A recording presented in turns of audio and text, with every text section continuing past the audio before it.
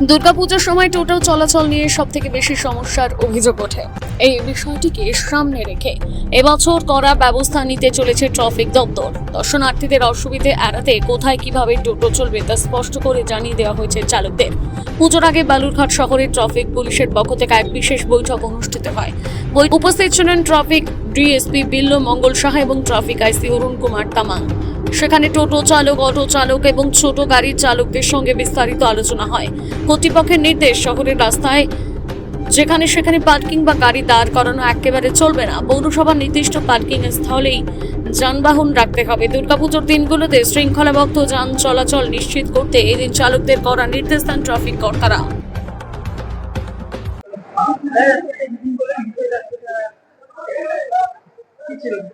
মিটিংটা ছিল আমাদের দুর্গাপূজাতে আমরা আমাদের যারা টোটো, তারপরে অটো, বাস চালক যারা আছে, কিভাবে আমরা ডাইভার্সন করব, আমাদের কি স্ট্র্যাটেজি আছে যাতে পুজোর সময় দর্শনার্থী যারা আছে তারা ঠিক মতো পুজো দেখতে পারে, যানজট যাতে না তৈরি হয়।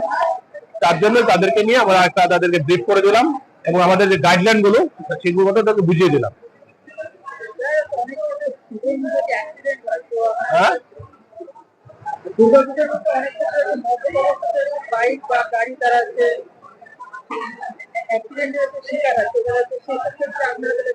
সেই ব্যাপারে আমাদের সবাইকে সচেতন করছি এবং আমাদের বিভিন্ন যে স্ট্র্যাটেজিক পয়েন্ট আমাদের টিম থাকবে, যখনই নাকা চেকিং থাকবে এবং যারা এরকমই করবে তো আমরা ওইখানে তাদেরকে ইন্টারসেপ্ট করে তাদেরকে আমরা টেস্ট করবো চ্যানেল প্ল্যানারের মাধ্যমে এবং তাদেরকে আমরা ব্রিফ করবো।